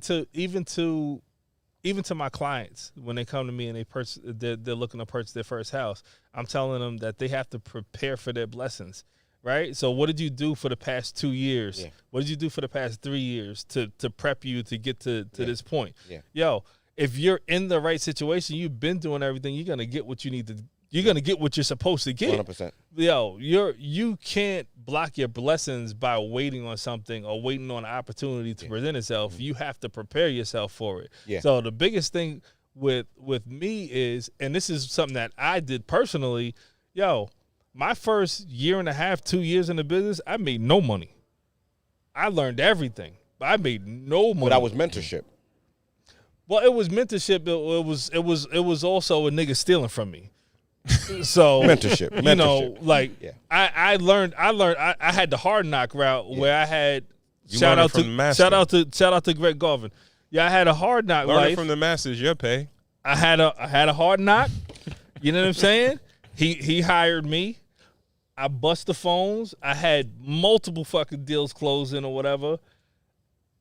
You know you We dead not wrong here. though. Yeah. This is the second time you said that. Oh, dude's yeah, name yo, on the definitely, podcast. definitely. You like, yo, Yeah. we blow up, and then this nigga hear this shit like, yo. All right, yo. My bad. But yo, All right, I think we should. The But he did steal a ton of money from me. definition of luck is opportunity meets preparation. Opportunity meets preparation. Right. Your preparation lines up your opportunity for you to take advantage of it. Once you take advantage of it, you fucking hold that shit. So, is there anything you want to ask a 9-to-5er? Well, let's. We've been speaking about the entrepreneurs You ain't no 9-to-5er. for a minute, 9-to-5er. right? Let's talk about the 9-to-5ers and why are women like showing so much disrespect to 9-to-5ers? It's not glamorous. It's just. Do they have a point when they talk about like, yo, you know, freedom? You can't just up and go on vacation just like that. They have a point. It's the reality of the world. Like a definitely have a 9-to-5er point. has to be there Monday through Friday, 9 to 5. That's a 9-to-5er. Or you have to be there, and you have to plan your vacation. So if you Saturdays know, and Sundays too, or whatever have you. yeah, if Rolling Loud is in L.A. and you know he doesn't have that time off, he can't go. You know, it's not as glamorous. You know, the capped income when you're starting as a 9-to-5er, it doesn't look great. You know, it doesn't look good. You know, you start low and you work your way up high. You know, you earn your, you earn your income. Something that you guys say a lot too is trading time for money. You know, trading time for money makes you unavailable a lot. You know, so it's not as glamorous to the younger female. But I feel like the female who is in that transition stage and trying to get some stability, looking for a responsible man to have a child with and to start her future with. That's a lot of women. Like when they're young, they want a certain type of guy. But Exactly. once they start getting down, they start getting towards that wall, they be like, oh. Non-survivor I seen it in so bad. a lot of the older women in my family. Some of these guys that they dated, when they dated when they were older, they would not look second at this dude when they was younger. But then now, it'd be a regular nigga that worked for the town for 20 years. Like, oh, he got a pension. And it's like, I go out with him now. I go on a date with him. Mm-hmm. You know what I mean? And I think that's where these females are going to be in the future, right? And it takes a certain, I ain't going to hold you, It definitely takes a certain woman to deal with the entrepreneur or business owner's lifestyle. I really do believe that. Oh. I really believe that. I really feel like it takes that certain type of woman. Not every woman is willing to. I think most women assume they get an entrepreneur that's like established in their business. Yeah, you know what I mean. And that's. I think that's the biggest thing. It's like, all right, he an entrepreneur. Oh, this nigga got money coming in. No, where is it? What stage is he in? And so that's the thing. Depending on what line of business you are, like. Some entrepreneurs just kind of solidify themselves a job. You understand what I'm saying? Where it's like, all right, like, yeah, I'm an entrepreneur, but I'm pretty much doing something that somebody else would do, but I just do it for myself. Well, isn't dating an entrepreneur almost like buying a lottery ticket? We look at Jeff Bezos and we look at Bill Gates. Oh God! Can we talk about somebody else? No, well, we're talking these about niggas is elite. That's what I'm saying. Like, but they met their wives when they were on the come up. Nah, not necessarily. Gates didn't. Gates was already. Gates was dating his wife. He was good. I stand corrected. I think Bezos. I think he was on the come up, but he wasn't quite there yet. Okay. See, this is what y'all niggas don't realize. That wasn't Amazon wasn't Bezos' first business. Okay. Anyway, you know what I mean? Like, now, was he Amazon rich? Yeah. Probably not. Or successful? No. But it's not like niggas was like broke as hell and then they just. Oh, he probably was making at least $700,000 what if females feel like getting in on the ground floor good money of a man starting a business means that I'm going on the ride with him? I don't think, especially the women that are out there on social media, I don't think they think that deep into it. Okay, all right. I think they see the imagery. I don't know. They're ready to be at the starting point with that. Well, I for what he said, I think that it could be a possibility that if you're that type of guy. Right, that's like, you're. I could speak to you, and I could show you my vision, and you can feel my vision. Mm-hmm. She might want to ride with you. Like, this is where it's gonna. This is where it's gonna go, and they might really be like, all right, let's go. I think a woman that, first of all, like in relationships, we genuinely want to believe the other person. If we I don't believe. If we like damn near love that person, right? And this and let's say it's me, right? And I never started no business, and I start dating a female, and she's feeling me, and I'm like, yo, I got this idea, and I'm selling it to her, right? She's gonna want to believe everything that I'm saying, right? So because she's into me. Yeah. She doesn't necessarily believe in the business, but she believes in me at that time because she's into me. But after time, like if nothing happens over 5 years, it'd be like, yo, what happened to that shit? Now there's a difference. You understand what I'm saying? Dry. We keep going back to the entrepreneurs, but because the 9 to 5 business that section. Martin episode where he flashed and Gina was pregnant with mad kids and shit. It's like, what happened? What happened? Yeah. Listen. At the end of the day, what's very important if we're speaking to the young people is for them to understand that, this shit goes in waves. It shit goes in waves, bro. Yeah. Like, yo, the biggest of the biggest entrepreneurs still lose money. Like, let's not get that twisted. They still lose money. To equate it to what, you know, like a 9 to 5er might get hit with, where, you know, you might have a boiler that needs to be done, or, you know, you own your house and you get robbed or something. Like, you still lose money, but it doesn't get hit as hard, right? Like, you still are losing, but you're able to substantiate your loss because you know that money is coming in. Well, entrepreneurs, you just don't have that security. Yeah. You're gonna lose, but it's how you're making your money back after that to kind of get your footing back. 9 to 5ers, I just feel like they've been getting the short end of the stick for a very, very long time, man. I don't feel like it was a long time. I feel like it's a recent time. I feel like it's I feel like it's over the last 4 or 5 years, the 9 to 5er has been getting shitted on a bit, but it's fine. We just punch the clock and get our money, yo. They like, yo, I think especially in black culture, I feel like 9 to 5ers they're never at the top of the food chain. They're always an afterthought. You know what I mean? Like 9 to 5ers? Yes.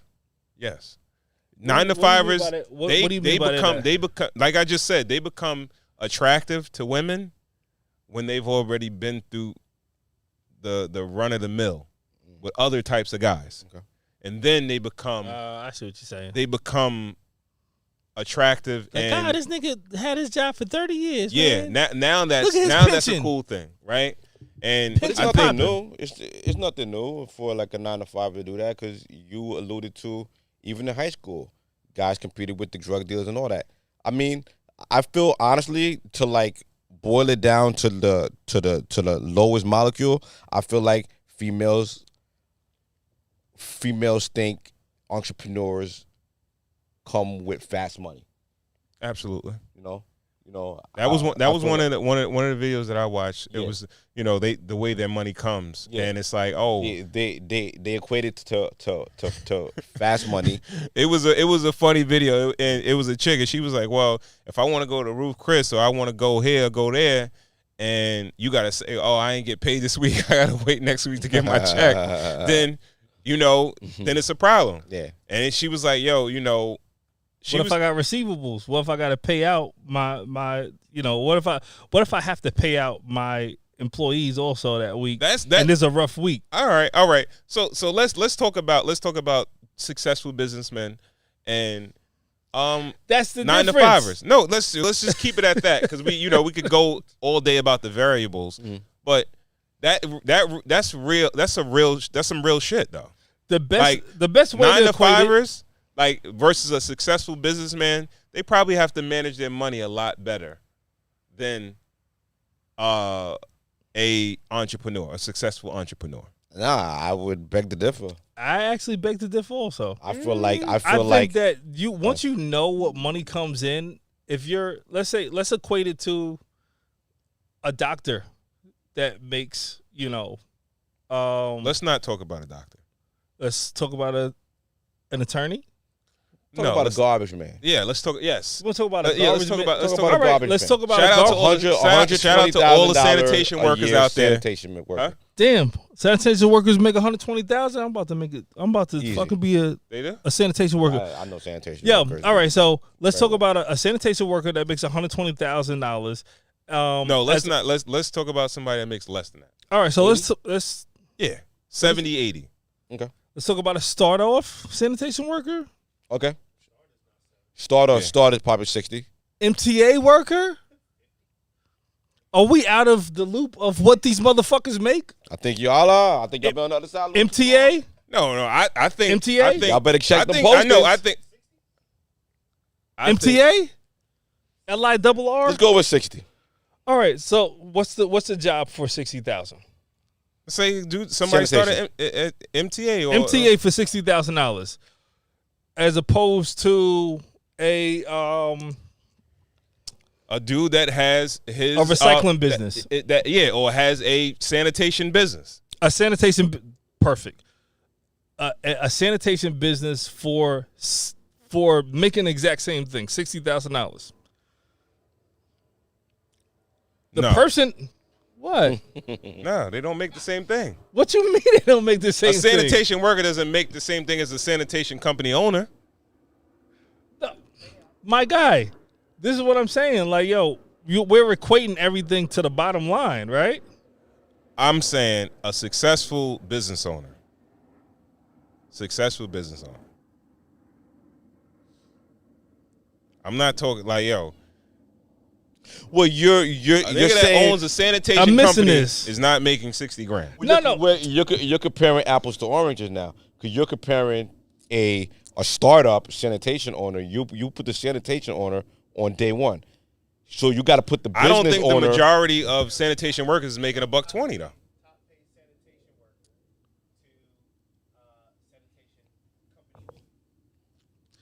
Obviously, a sanitation company owner is going to make more than his workers. That's just Absolutely, what it is. that's what I'm trying to say. But that's just what it is.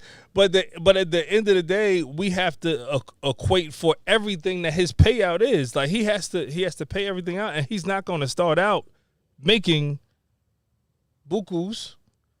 We're Dig what talking I'm saying? We're talking about a average sanitation worker versus a successful business owner. All right. Well, first off, we started saying that Because this The- is the this is root- what the I'm root- this is what the I'm root of saying. the This is what I question- believe that these females are talking about, and the way a business owner, a successful business owner, gets their money is different than an employee that works for a company. All right, so that's basically what we were trying to say. all right, well, listen, Donkey D, he said they make $500,000. He said a top sanitation and top MTA make $500,000 a year. Okay, all right. He's the authority on this shit. The niggas driving the buses making $500,000. Okay, I think you've been out the game for a little while, man. all right, okay. He's the authority on this shit. If you the top comptroller of MTA or something like that, you probably got that salary. But nobody's going to or sanitation, right? As a taxpaying citizen, I would have a problem if a regular garbage man is making $500,000. Hey, don't kill the messenger. You know what I mean? Anyways, Don't kill the messenger. Right. But we were talking about money matters. The money matters is who has to pay more attention to their money, a 9-to-5 guy or a entrepreneur. What I was saying is I think that an entrepreneur has to watch his bottom line more than a 9-to-5er. That's part of his job. Part of his job is to watch what that bottom line is. that's because running you your can go business. crazy. Part of running your business. Because you can go crazy on thinking that you have something. I've done it before, and then saying, "Oh, okay." But let's No, not get it okay. twisted. Like It's not. all right, It's not there. if It's not there. If a regular working guy wanted to spend $3,000 to go on vacation for him and his lady, it may be a little bit different for him than it is for the guy that owns a successful business.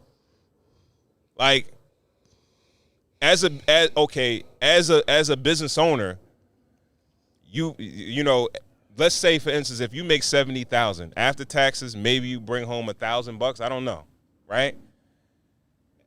As a business owner, you probably make thousands of dollars a week. Still gotta pay taxes on that. I get it, but it's there. Yeah, You see how you romanticize the entrepreneur. He's so successful. It's working. Everybody wants his product. His shelves are so empty. But the 9-to-5er is his sales are so empty. yeah. But the 9-to-5er is just struggling through the day. He hates his job. You know. I never said that. How man. am I saying that? You're romanticizing the 9-to-5ers. Let's keep it a buck, yo. A lot of people who start businesses, this shit don't work. That's not. The example was somebody that is successful. What's the in facts business. on that? Because I would love to see that. Because I really feel like it's somewhere. Everybody don't want what you're 75 selling. to 80%. Of what? Of success rate? No. Or failure? Fails. Right. Yeah. I That's a honestly think high it's more. success rate. But that's that's a high. That's not what we were failure debating. rate. We were debating. All right. But it's also relevant. Also, It's irrelevant. no, it's relevant. Okay. So the way that it's relevant is what's your idea of success. Everybody doesn't mark their idea of success the same way. Well, somebody that starts a business. Yeah. All right, let's put it into this perspective. All right. Somebody that's a CNA, right? Yeah. They go into a hospital. They work for a hospital. Yeah. But then they start their own company that's just a home health aid company. Yeah. And they were making $40,000 at the hospital, and then now they start their company and they make $45,000. They might think that's successful. Okay. Because now they're able to control their own destiny. You understand what I'm saying? So you feel like entrepreneurs start their businesses to be mediocre? Nobody starts. I shouldn't say nobody. I think that most people don't start to be mediocre. Everybody wants to be rich. Like, they don't want to start their business to put all the pressure on themselves to earn everything. Workers are just bred to to be make the mediocre, same- though. Oh. 9-to-5ers are bred to be mediocre. In what way, sir? No, that's a fact. All right. Any company. That's a fact. If you ever work any big corporation, right? If you a corporate guy, right? Yeah. You think Yes. you're okay, but you work commission, right? So Okay, that's yeah. different. Okay. You're different. But you think that their salary or hourly employees, they built that business based on them working 8 hours straight hard? No, most big corporations are structured to get the minimum amount of work out of the employee, but still run at top tilt. And it doesn't matter, even on commission. No. Okay, but what I'm But saying is you're neglecting that's on the startup. Like, there is upward mobility in companies. You don't you don't finish up at a company where you start. Okay. Like, No. Okay. No, Right. you talk. No, if you work hard, if you work those 8 hours hard as hell, you'll probably progress in the company and go up levels, right? But the higher ups, there's less people. Most companies are built around the general workforce, right? Mm-hmm. And no company is built around all the entire the general workforce working 8 hours hard as hell, busting their ass. No. If you look at any municipality, state workers, local workers, what they say, I work 8 hours, but I work 4 hours, but I get paid for 8. Yeah. And the shit still runs smooth. They're structured to work that way. That is They're a structured misconception. to hire mediocre people and give mediocre output, and it's still going to run at full capacity. I feel like it's a misconception. It's a what's the word? I'm thinking of a word. It's irresponsible for you to say that. That's how it is, though. Most workers work 60 to 70 hours a week. They work overtime. That's Do they how really work? That's how 9 to 5 hour. Do they really work, though? You think about really a firefighter also, like, them niggas think, like, yo, you be completely honest, like, they get paid for the time that they're waiting to get a call. But when they're working, they're putting their life in danger. So No, they that's earn yeah. that. All We right, get that. let's talk about 110,000%. let's talk about your sanitation worker. Right. You think your sanitation worker is working 8 hours, tossing garbage, jumping on the back of the truck? No, Nah. I think he's working 10 to 12 hours. Nah. Working, doing that, putting 60 to 80,000. I mean, He's 80 not. hours. Is there any a week. sanitation Work workers 4 on the to clock? 6 hours, Is there any sanitation and they workers get on paid here? for 8. No. If they do if they do some overtime, they work that 8. They get full free joints. I know a lot of sanitation workers, and they work hard, and they work 60 days. No, For they how- work. well, They they work work, hard but for those how- 4 to 6 hours. How many 'cause they hours busting their ass. are they actually working So hard? what niggas waiting on the guard? Like, come on. No. Y'all- Let's be y'all completely- are let's be not- completely yo, honest. Yo, GB, don't act like you don't. This is what We I know. wanted to get to. Let's be We know, completely honest. we know niggas that work for like the town and shit like that. And them niggas, they be stealing time like a motherfucker. Stealing time. Here we go. What? Now we get into the nitty gritty of it. Yo. Now is where the entrepreneurs get their little, I'm- No, turn all I'm their saying nose up is to that the 9 to 5ers. entities, corporate entities or municipalities and shit like that are structured not to get to have mediocre workers. It's a and mediocre stereotype, output. bro. It's a stereotype. Bro, that's just a fact. Well, the stereotype of the entrepreneur is they're get-rich schemes, you know what I mean? And they're hustlers, you know? They're people who imagine and romanticize getting rich, you know, and they gamble on their future with starting companies, you know? When it works, Let's not get around the fact that when it works, it's beautiful. You know what I mean? But when it doesn't work, there is an ugly side of entrepreneurship. You know? No, absolutely. there's an ugly side of 9-to-5ers also. Exactly. Stealing goddamn fucking my money. Yeah, well, you're talking about stereotypes here. If we want to talk about the stereotypes, stealing we can my talk about the money. stereotypes at I all. started up this company, like a good clean out company. Right. It only takes 2 hours to clean out, but I gotta pay you for 8 hours. Right. You're not fucking working the whole 8 hours. Go do the work yourself, No, entrepreneur. listen. That's why I'm the boss to do this. All right. I'm gonna hire you. Well, then you pay him. Exactly. Okay. But don't negate the fact that I'm paying you for 8 hours, Mm-hmm. but you're only working 4. Don't negate that because I'm gonna pay you regardless. Mm-hmm. Happily, I'll pay you. The job got done, right? I'll pay you. But the fact that you're saying that it's 8 hours of work and you're actually working those 8 hours, and every time I'm checking in, you're fucking throwing these bags behind you. It's not like that. It's not. Just not. Okay.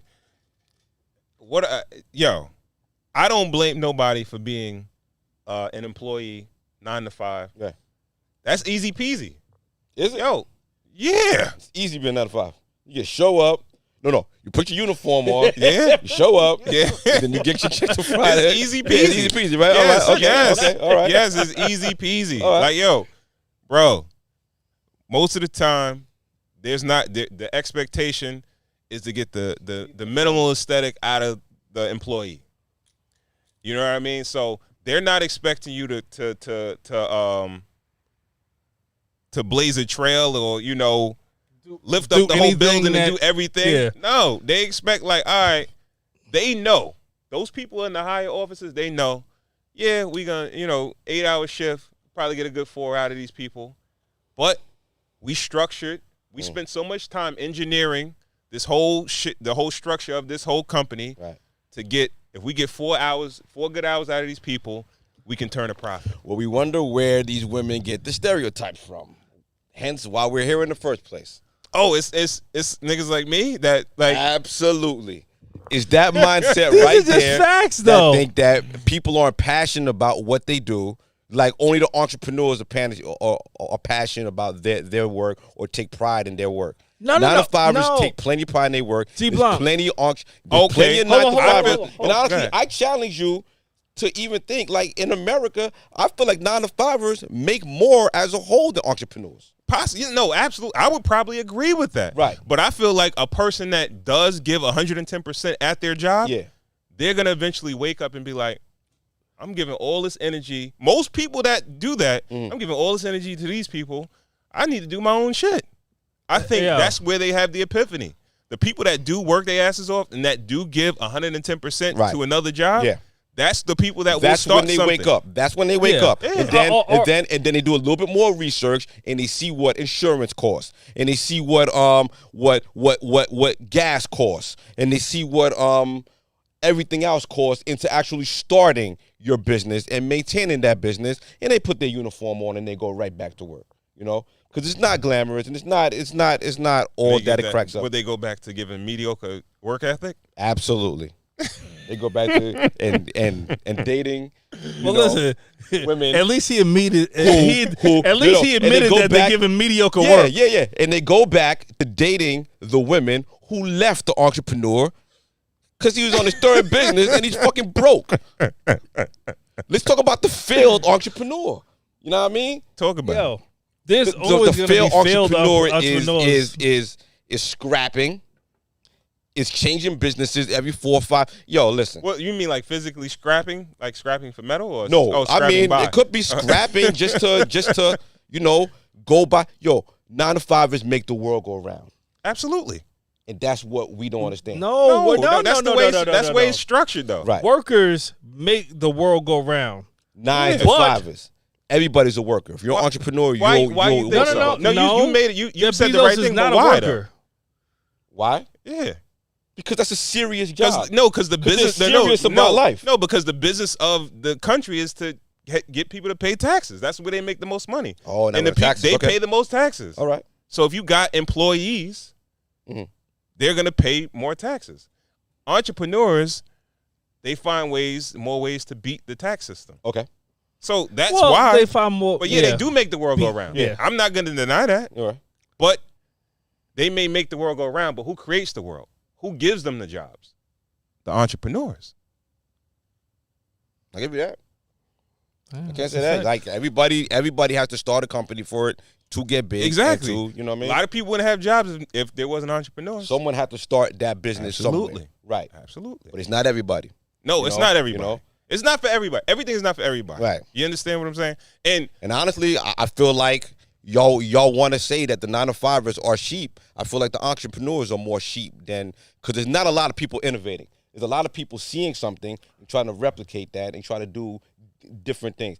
Hence, listen, I buy black. I love to buy black. Hence, buy black, which is a thing that we kind of like started in the black community, that people want to spend money in the black community. Let's talk about the black entrepreneur. You know, does he have a good reputation? It's a terrible reputation. not really, no. In what way? Like, why, what are the Look bad what things? just happened with this goddamn pastor. I don't Listen, think pastor. I Well, think the as a- pastor isn't an entrepreneur, is it? I think Yeah, that's man. what? That's his I- own I- separate gray area. entity. All right. No. Let's not skim over this. This is a man that he has his own church. His church with his parishioners. Is that the right word? parishioners, yeah. They pay him. That's a business. It's a business. it's not really structured like that. They don't just give money to pay him. Let's be completely clear, because it's 100% tax deductible. He doesn't pay any taxes, Yeah, it's a which is the biggest scam ever going. But we're not going to get into that. We're going to get into how it is. He has an actual business. He has an actual business. Okay. All right. So, damn. I think we went on a. I don't know how long we been on.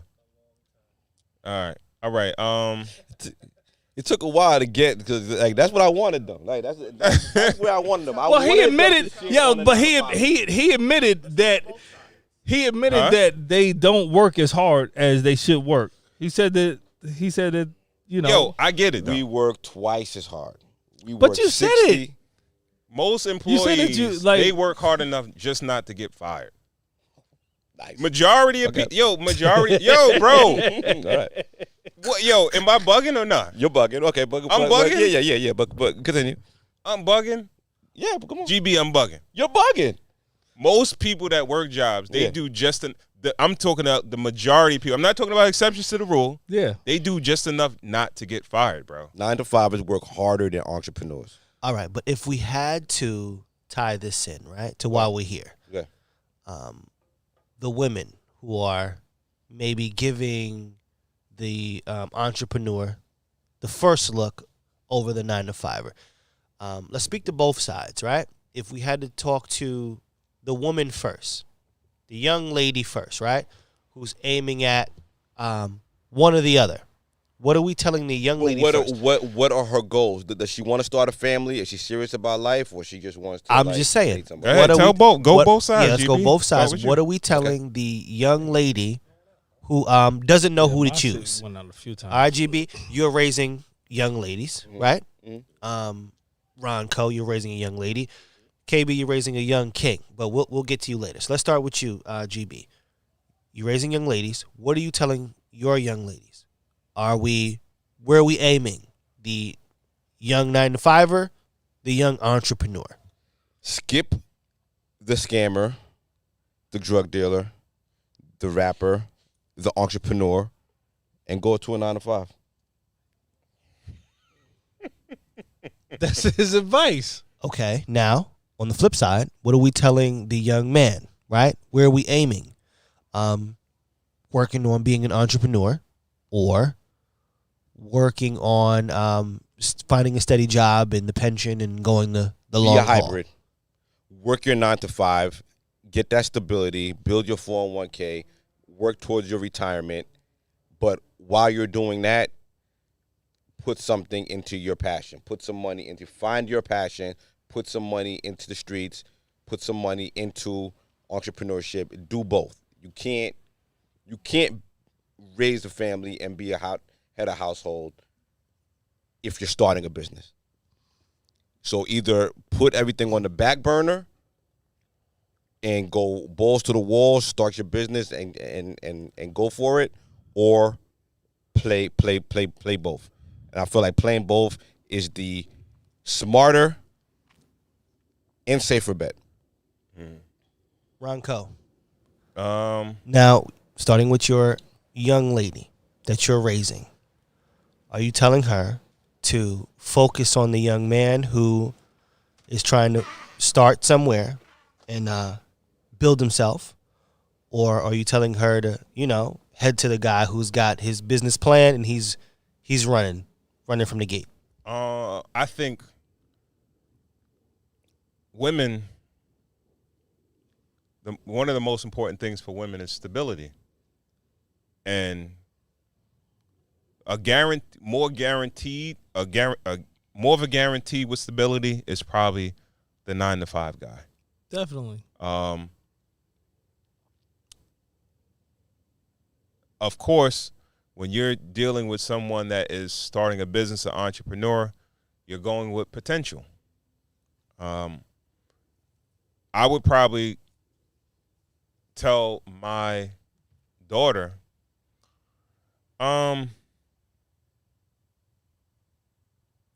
don't know. I would tell her, like, yo, not necessarily to go for one particular guy, but I'd be like, yo, just, beware. The pros and the cons of course, like I said, a 9 to 5 guy is more stable. But in both situations, there's pros and there's cons. But okay, we got young Cart now. Let's pull young Cart in the forefront. Are we telling young Cart to focus on going to school, grabbing that degree, Young Cart is his son, heading in the 9 to 5? Or are we telling Cart to whatever dream you got, let's get the facts together and let's focus on that dream and head to that? I would tell him, if you have a dream, if you have a passion, definitely go for it. Nobody wants to live with regrets. And one word of advice I would give to him is that do it early. Fail fast and fail early. I agree with that. So if you give it a shot and it don't work out, you can always fall back on it. You could find a gig. You understand what I'm saying? The opportunities to start businesses, they start to diminish as you get older. As you start to get more responsibilities and more obligations, your dreams start to vanish and they get deferred. I would tell them that. So. All right, we got Good advice. KB. All Yes, right, sir. we got Junior. Junior on the hook right now.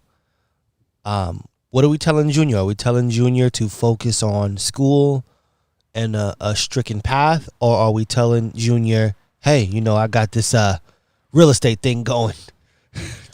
Jump over here, let's get it going. What are we telling Junior? My biggest thing is, and I have probably drilled this in y'all heads also. It's purpose. If you feel like you found your purpose, you feel like you have a purpose, and once you find your purpose, you hold on to that and you wrangle that shit until you're in the ground, until you're fucking 6 feet under. Once you find your purpose, you roll with it. You know what I'm saying? So for my son, or for my kids in general, I just always want them to know that they're doing something better with their lives than to following what someone else has put forward for them.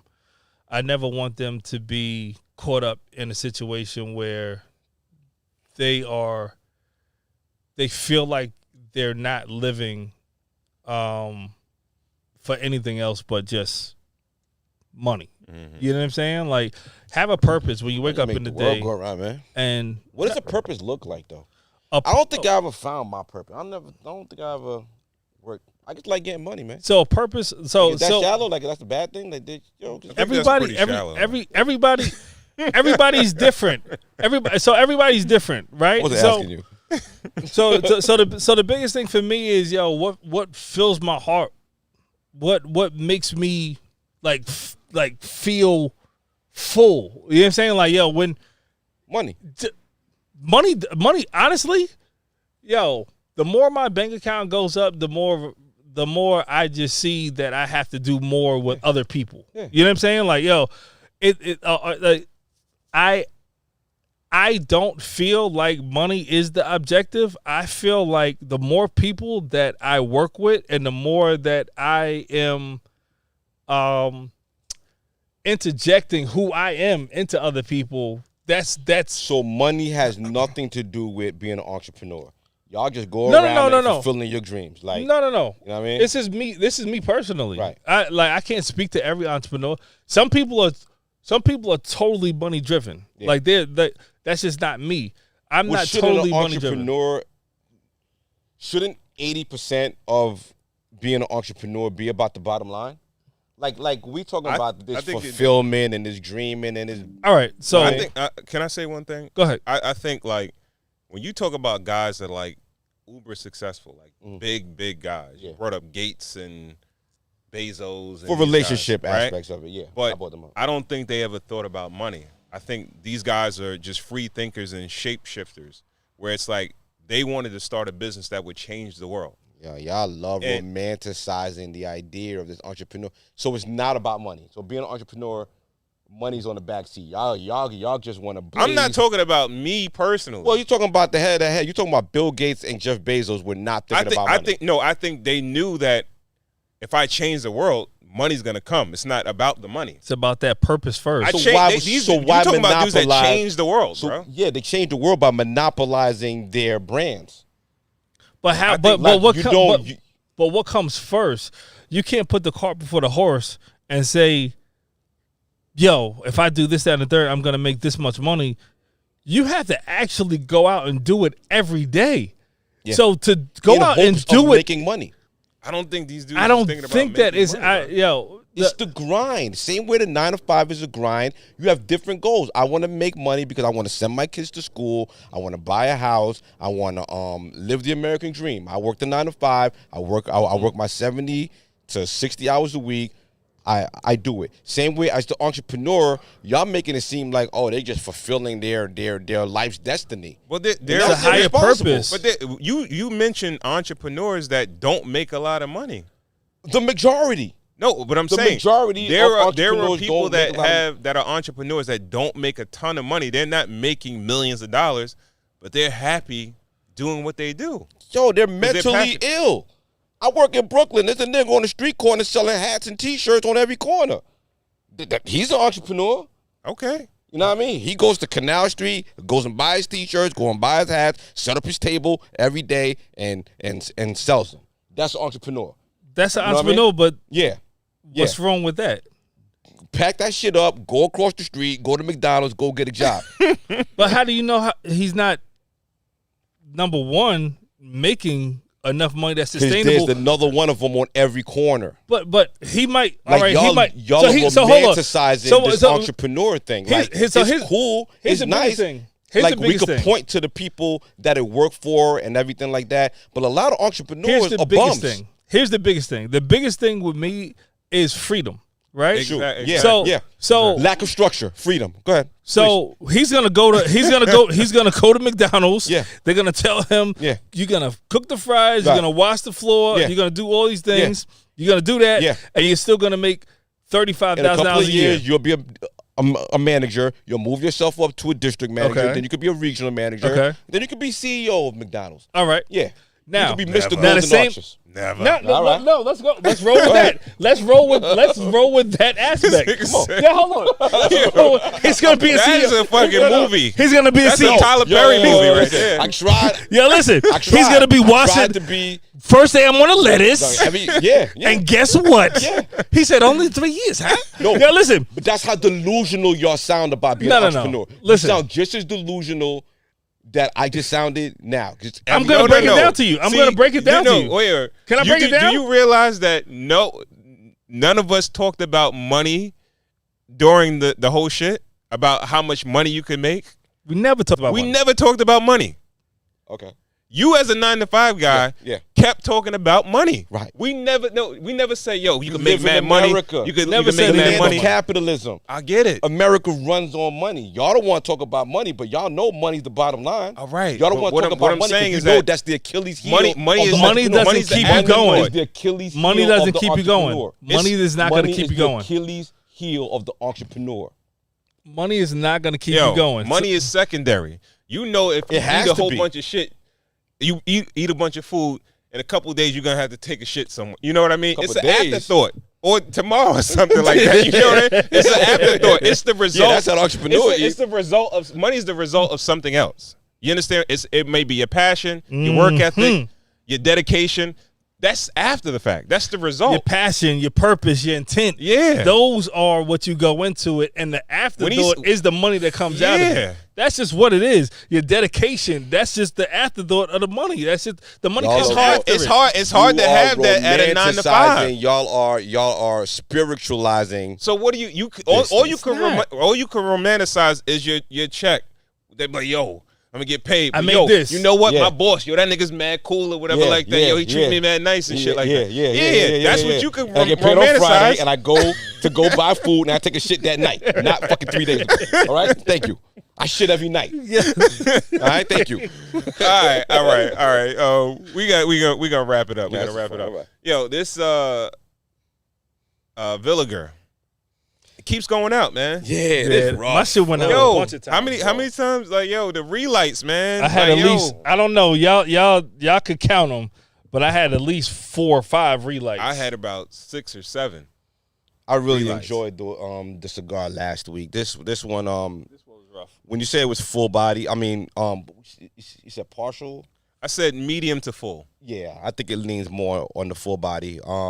What size is this? This is a This is a Robusto. Yeah. Robusto, right? Yeah. It felt like a Toro or like a. It feels bigger. This is for more of the established smoker who wants to pack a punch in a small amount of time. Mm-hmm. For someone who's almost I would consider myself a novice almost. You know what I mean? I probably smoke 2 cigars a week. I felt like this was a bit much Okay. in the time period. Like this is something I could work on in a couple of hours. All right. Well, as far as for me, like I felt like not too complex, not too many transitions in from the first third to the last third, and then like the whole relight thing. Yeah, It didn't canoe or anything like that, or it wasn't like getting funky looking or whatever. But it was just like you had to light it up so many times where and I was pulling on the cigar definitely like every 45 seconds to a minute, but it kept going out. I don't know. Maybe it's moist or something, like the humidity from the shop or something like that. I don't know. Yeah, don't But give the Dalmore, don't give what y'all think about the spirit? I liked it a lot. Yeah. It's weird because usually at 750, we're a little bit lower than that. Yeah. I'll be honest with you. Yeah. We're a little bit lower than that. Yeah. After 2 hours, but We it respected was it. good. Yeah. Yeah, it was good. It was definitely I think we respected what it was. Mhm. But I'm What you give it on the cigars and whiskey scale? this I'll give it a 7. I'll give it a 7. Yeah, about you, G? I'm gonna go on a 6 on this one. I feel like I could have this in my collection, but I would go to this. I wouldn't do this too often.